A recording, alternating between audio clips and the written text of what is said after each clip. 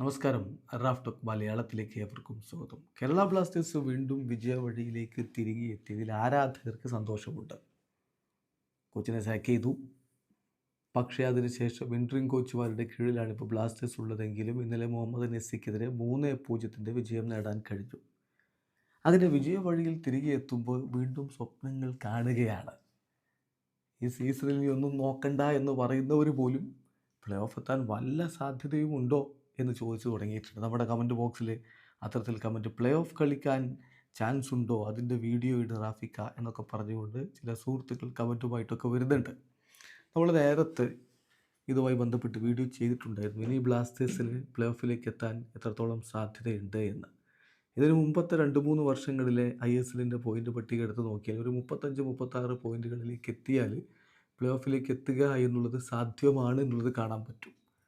പക്ഷേ ഇപ്പോൾ ടീമുകൾ കൂടുതലുണ്ട്, കളികൾ കൂടുതലുണ്ട്, അതും മറക്കുന്നില്ല. അങ്ങനെ വരുമ്പോൾ ഒരു 38-40 അടുത്തേക്കൊക്കെ പോയിന്റിലേക്ക് പോയി കഴിഞ്ഞാൽ പ്ലേ ഓഫ് എന്നുള്ളത് സാധ്യമാണ്, അതിൽ തർക്കമില്ല.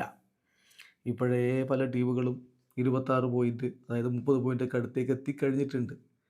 ലീഗ് പകുതിയേ ആയിട്ടുള്ളൂ.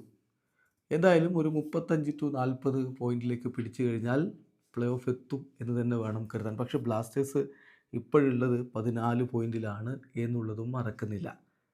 ആദ്യ 6 സ്ഥാനങ്ങളിൽ എത്തിയെങ്കിൽ മാത്രമേ പ്ലേ ഓഫ് കിട്ടുകയുള്ളൂ. നിലവിൽ 6ാം സ്ഥാനത്തുള്ള പഞ്ചാബിന് 18 പോയിന്റുകളാണുള്ളത്. ബ്ലാസ്റ്റേഴ്സിന് 14 പോയിൻറ്റ്, 4 പോയിൻറ്റിൻ്റെ വ്യത്യാസമല്ലേ ഉള്ളൂ.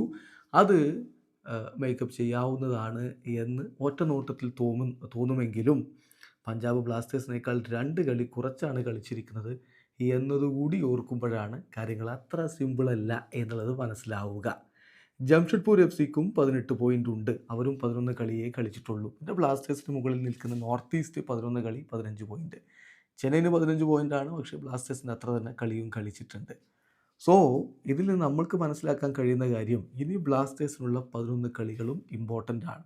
ഇപ്പോൾ ജംഷഡ്പൂരിനെതിരെയൊക്കെ അടുത്ത മത്സരം വരുമ്പോൾ പോയിൻ്റ് ഡ്രോപ്പ് ചെയ്യാതിരിക്കുക. 29-ന് ജംഷഡ്പൂരിനെതിരെ ജംഷഡ്പൂരിൽ പോയിട്ടാണ് കളി. അവിടെ പോയിൻ്റ് ഡ്രോപ്പ് ചെയ്യാതിരിക്കുക, ഫുൾ പോയിൻ്റുകൾ വാങ്ങുക എന്ന് പറഞ്ഞാൽ ഇനിയുള്ള എല്ലാ കളികളും ഫൈനൽ മത്സരം പോലെ ട്രീറ്റ് ചെയ്ത് മുന്നോട്ട് പോവുകയും എല്ലാ മത്സരങ്ങളിൽ നിന്നും പരമാവധി പോയിന്റുകൾ നേടാൻ കഴിയുകയും ചെയ്താൽ സ്റ്റിൽ കേരള ബ്ലാസ്റ്റേഴ്സിന് കംഫർട്ടബിളായിട്ട് പ്ലേ ഓഫിലേക്ക് എത്താൻ പറ്റും. അതിന് പക്ഷേ എല്ലാ കളികളും നല്ല രൂപത്തിൽ വിജയിച്ച് കയറേണ്ട സ്ഥിതിവിശേഷമാണ്. എന്നാൽ പോലും അത്ര കംഫർട്ടബിൾ അല്ലെങ്കിലും അവസാന നിമിഷത്തെ കാൽക്കുലേറ്റർ എടുത്തുള്ള കളികളിലേക്കൊക്കെ പോയിട്ടാണെങ്കിലും പ്ലേ ഓഫിലെത്തിയാൽ മതി എന്നാണ് ചിന്തിക്കുന്നതെങ്കിൽ ഇനിയുള്ള മത്സരങ്ങളിൽ നിന്ന് ചില കളികളിൽ കാലിടറിയാൽ പോലും അത് നിരന്തരം ഒരു തോൽവിയിലേക്ക് പോവാതെ സൂക്ഷിച്ചാൽ പോലും പ്ലേ ഓഫ് സാധ്യതയുണ്ട് എന്നുള്ളതാണ് യാഥാർത്ഥ്യം. ഇപ്പോഴും സാധ്യതയുണ്ട്. പക്ഷേ ജനുവരി ട്രാൻസ്ഫർ വിൻഡോ എത്തിയല്ലോ. മിക്ക ടീമുകളും അവരുടെ ശക്തി ദൗർബല്യങ്ങൾ എന്താണെന്ന് തിരിച്ചറിഞ്ഞ സ്ഥിതിക്ക് അവരൊക്കെ ആ ദൗർബല്യങ്ങൾ മാറ്റാൻ ശ്രമിക്കും. ബ്ലാസ്റ്റേഴ്സ് അത് മാറ്റാൻ ശ്രമിച്ചില്ലെങ്കിൽ പിന്നെ ഒന്നും നോക്കേണ്ടി വരില്ല. മഞ്ഞപ്പടയുടെ സ്റ്റേറ്റ്മെൻറ്റിൽ കഴിഞ്ഞ ദിവസം പറഞ്ഞില്ലേ, ഒരു സ്ട്രോങ് ട്രാൻസ്ഫർ വിൻഡോ ജനുവരിയിൽ ഞങ്ങൾ ഡിമാൻഡ് ചെയ്യുന്നുണ്ട് എന്നുള്ളത്. അത് വളരെ അത്യാവശ്യമാണ് ബ്ലാസ്റ്റേഴ്സിന് എന്നുള്ളതാണ് യാഥാർത്ഥ്യം. അപ്പോൾ നല്ലൊരു ട്രാൻസ്ഫർ വിൻഡോ, ടീമിൻ്റെ ദൗർബല്യങ്ങൾ ഒഴിവാക്കാൻ പറ്റുന്ന തരത്തിലുള്ളൊരു ട്രാൻസ്ഫർ വിൻഡോ, പിന്നീട് അങ്ങോട്ട് ഓരോ കളികളും ഫൈനൽ പോലെ ട്രീറ്റ് ചെയ്യുകയും ചെയ്താൽ, വിജയിച്ച് കയറുകയും ചെയ്താൽ ബ്ലാസ്റ്റേഴ്സിന് പ്ലേ ഓഫിൽ എത്തുക എന്നുള്ളത് ഇപ്പോഴും സാധ്യമാണ്. പക്ഷേ അതൊക്കെ നടക്കുമോ എന്നുള്ളത് കണ്ടറിയണം. വീഡിയോ അവസാനിക്കുന്നു. ഫുട്ബോൾ ലോകത്തെ കൂടുതൽ വിശേഷങ്ങളുമായി റാഫ് ടോക്സ് എത്താം.